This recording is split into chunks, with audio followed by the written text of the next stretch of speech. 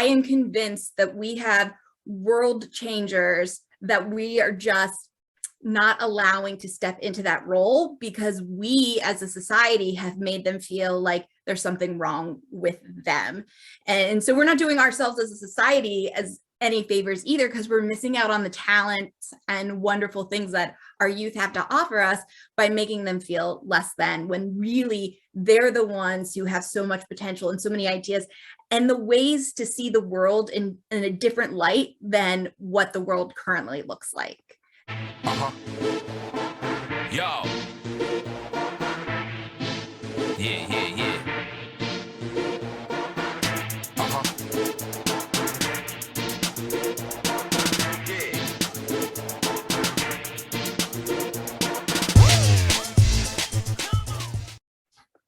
Right, so good afternoon. How are you? I am great, thank you. How are you doing? I'm very well, thank you very much for asking. And well, might as well start from the top, right? Let's get you to introduce yourself, tell us your name, and tell us what you do, please. Sure, absolutely. So hi, my name is Dr. Kristen Eccleston, and I am an education consultant, which means I wear many hats. I wear hats as a special education teacher in the past, as a university professor, as a consultant who helps families navigating the special education process. But one of my biggest hats that I wear that I really love to wear is being an advocate for youth mental health needs in the education setting. Oh, wow, that's amazing. Because it seems we just never hear enough of it. Yeah. Everybody know about it, but nobody's ready to talk about it. People are just hiding behind closed doors, you know. I agree. I feel like there's a lot of, we know mental health is, there's a need. We know that people are coming out and being more forthcoming about it, but what are we actually doing to address it? And I think there's definitely movements that are starting and there's processes in place, but there's a lot that are happening more on the surface level still, and not really that deep dive that needs to be done to really help and address, especially our youth who are dealing with significant mental health needs. Oh, absolutely. And I'm glad you did touch on the youth side, because obviously we've grown up, you've gone through a lot of different things in life, and those things kind of strengthen you. But with the kids, they're just growing up, new challenges, new things that we don't even experience, you know. Some of it will be the fault of technology, but let's not blame it all. It's not all bad. Right. But all of these have been developed through that way. So, well, let me go to my question. Sure, absolutely. What got you into this? Why did you feel this is the route you want to take? Sure. So I try to make this not the longest story in the whole world, but it's a little bit of a complex one. So I myself was a student when I was in high school who did not enjoy school, was not a big fan of school. And a lot of that had to do with being an undiagnosed individual with ADHD. And so I didn't recognize that some of my more challenges in school were because I learned differently or I enjoyed learning differently. And it wasn't really until I got a chance to go to university and have the opportunity to finally study the things I enjoyed and learn about how we learn that my eyes started to open, that it wasn't that I wasn't a capable student. It's just that school wasn't tailored to who I was as an individual.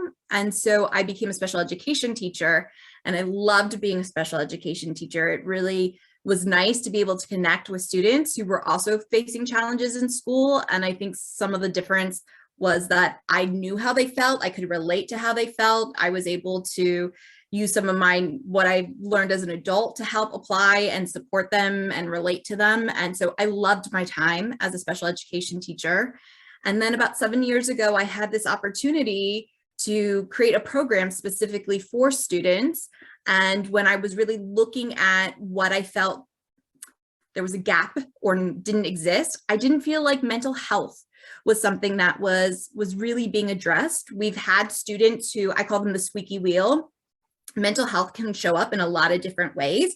Usually internalizing, so all your emotions are kind of being kept inwards, or externalizing, so that might be students who get really mad or frustrated, throw things, curse teachers out.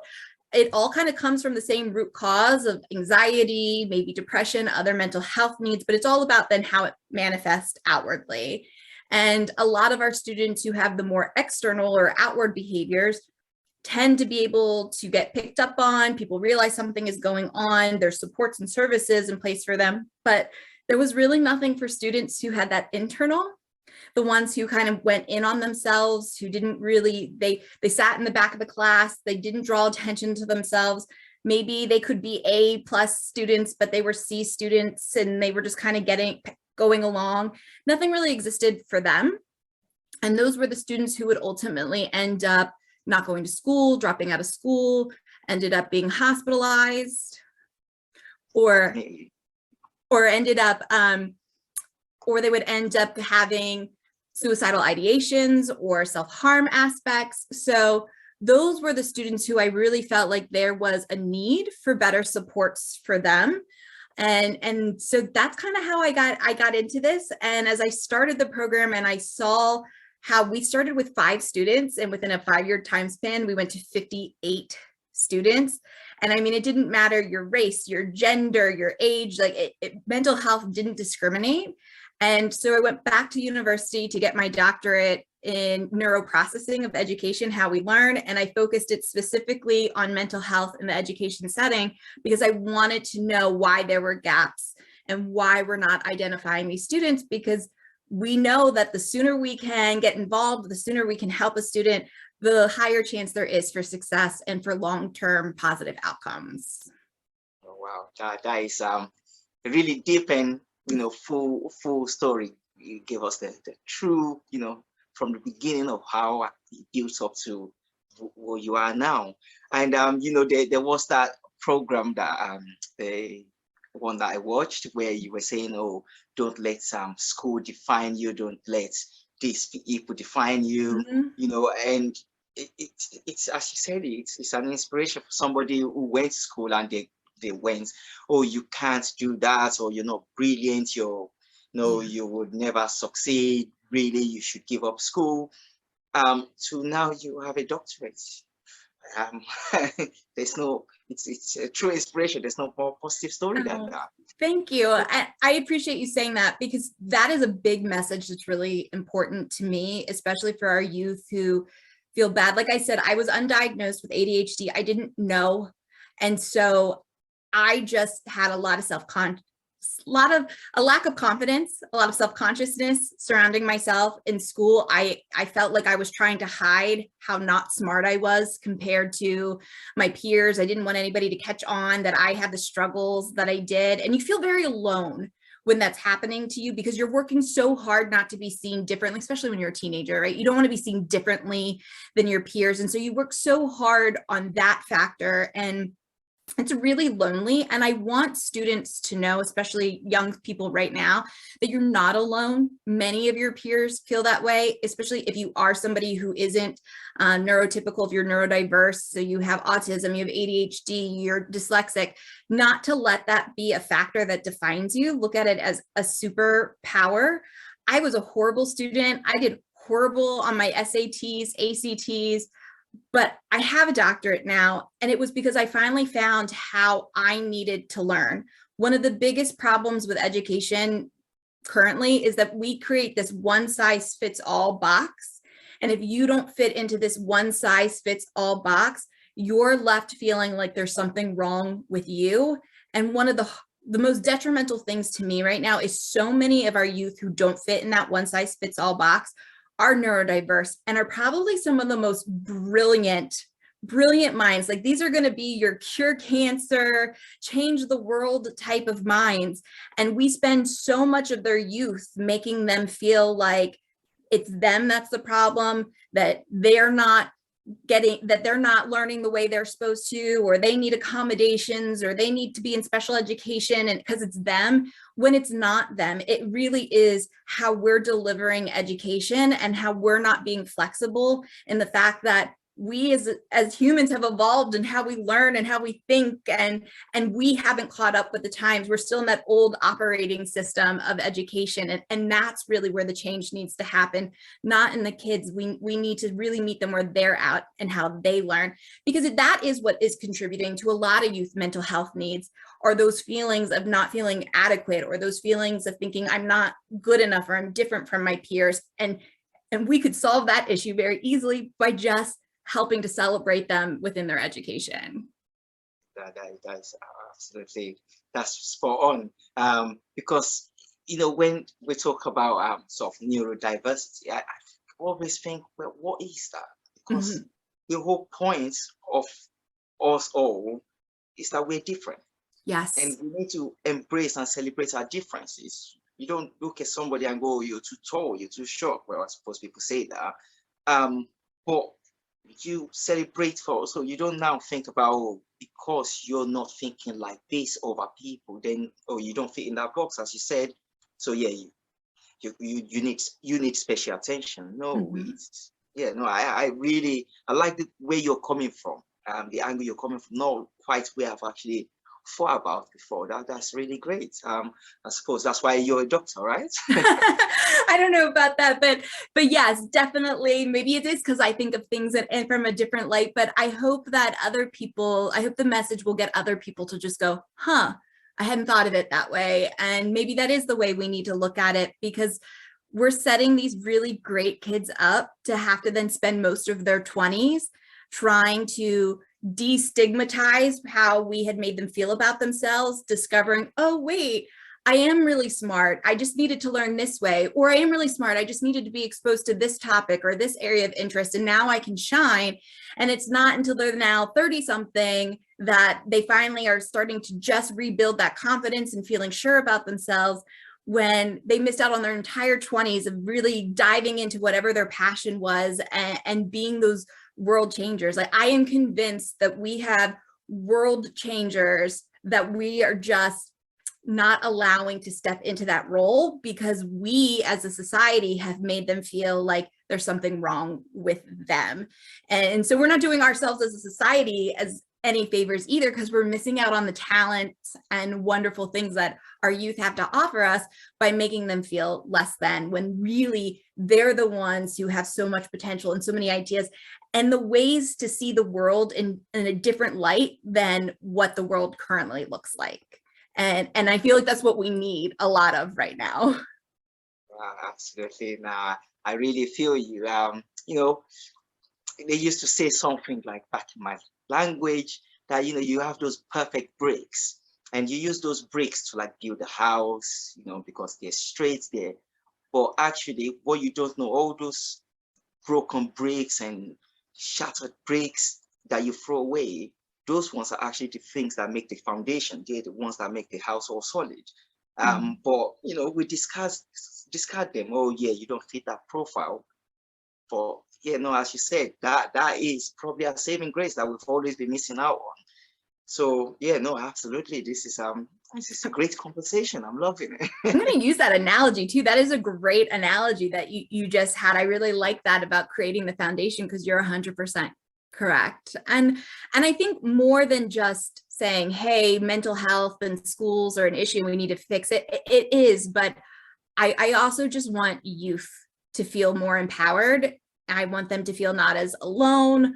I want them to feel like I'm not defined by where I am in my life. Like, there's so much future ahead of me, and maybe my environment now is not doing me the favors that I need, but there's more out there than either your small town or your small school or whatever it is. There's so much more world out there, and communities of people who will really help you find who you are and celebrate who you are.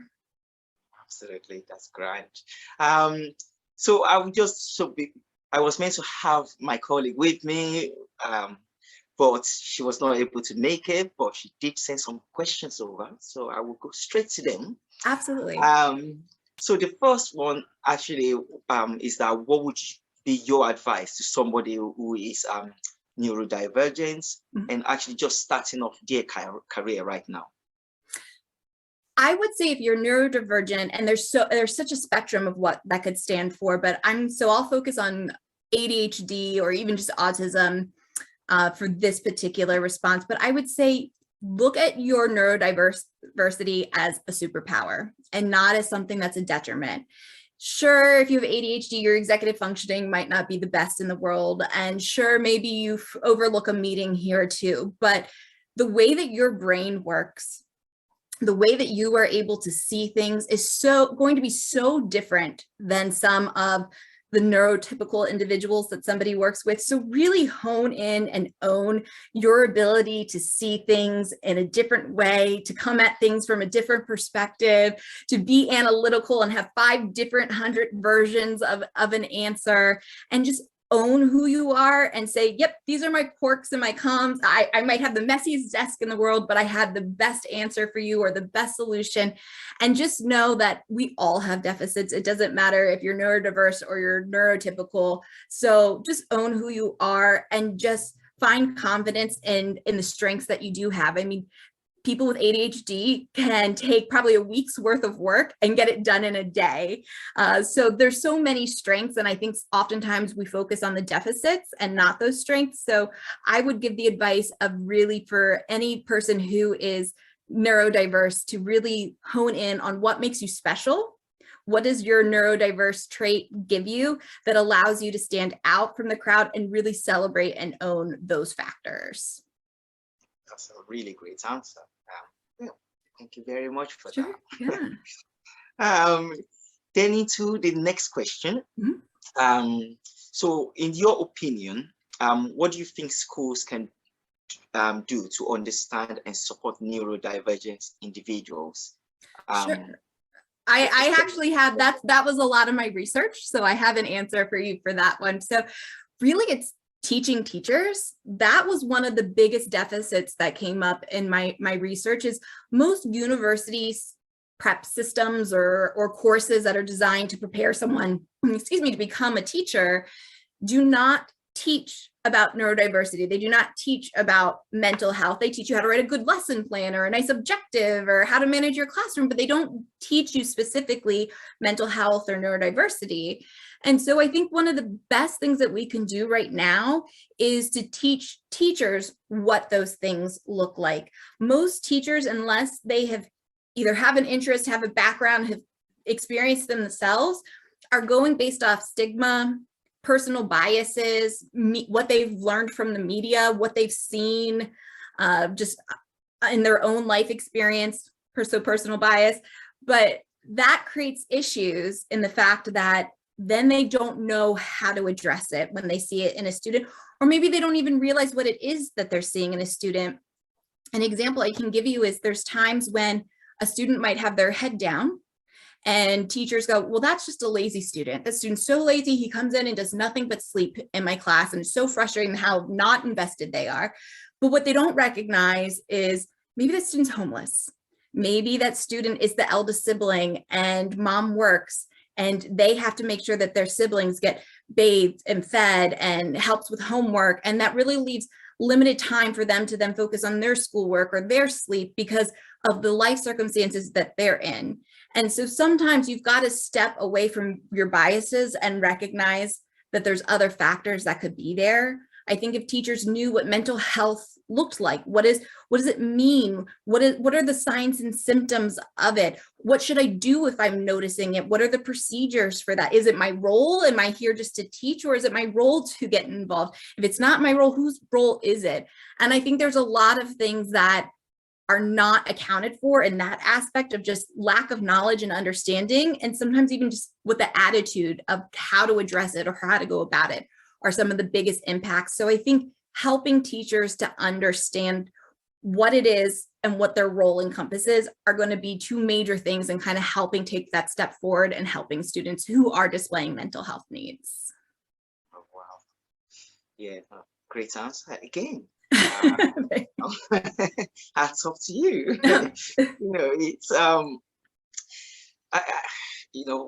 don't have anything to add to that, really. That's just a perfect answer, to be honest.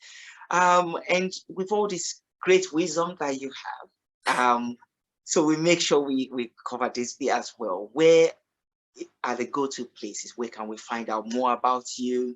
If when you, I'm sure there's so much in the pipeline which we'll come to. Sure. Yeah.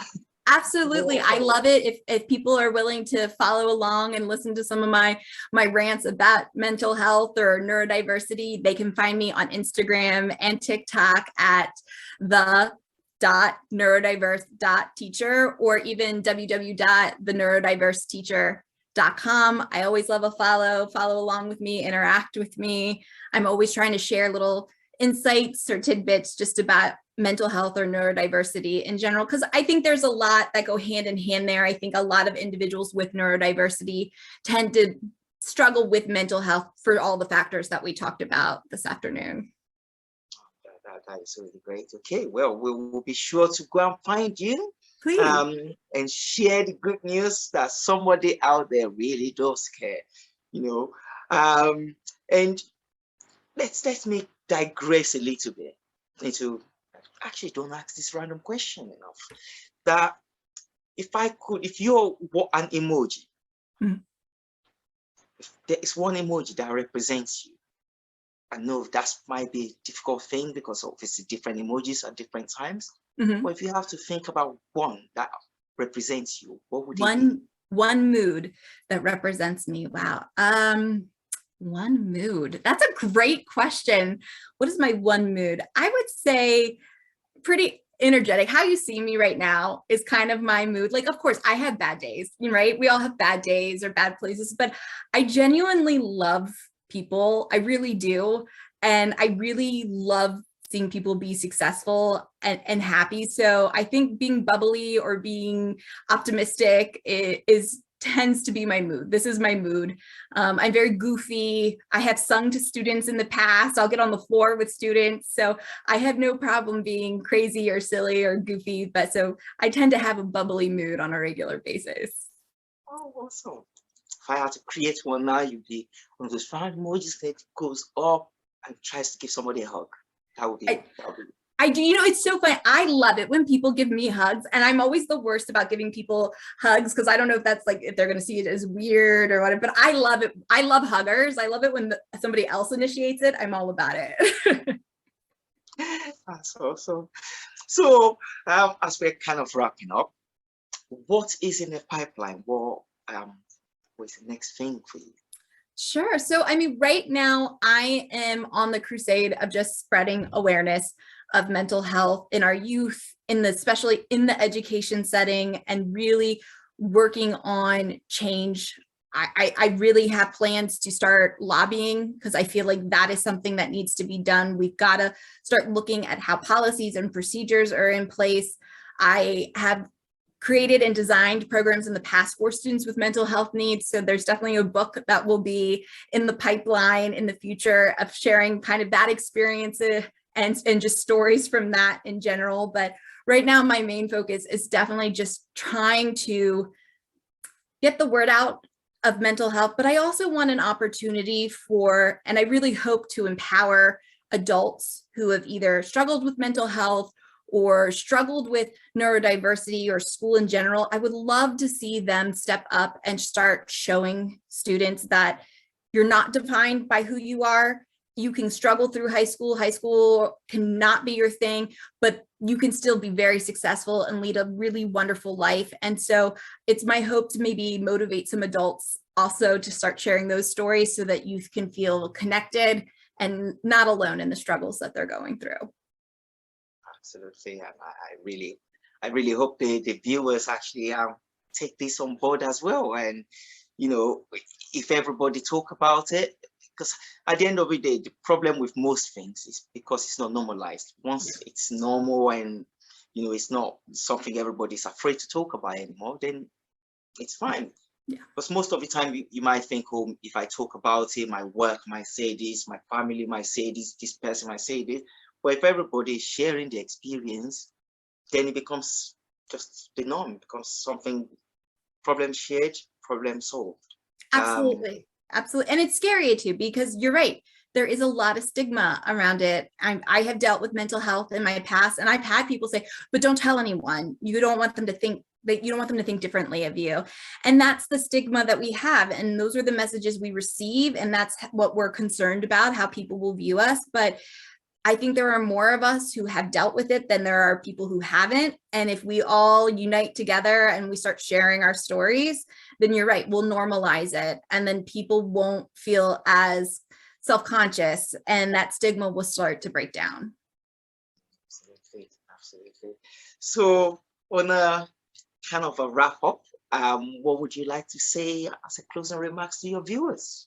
I just want to thank everyone for their support. I want to thank you for your time and allowing me to come on and speak with you today. And again, please be willing to come give me a follow at Instagram or TikTok at the.neurodiverse.teacher and interact. And hopefully we can all be change makers together. Absolutely, that's great. We'll be sure to go and check you out, and can't wait to see what's next in the pipeline. But until we catch up again, it's been really nice. Thank you so much for coming to share your experience and your infinite wisdom. We can't wait to hear more of it.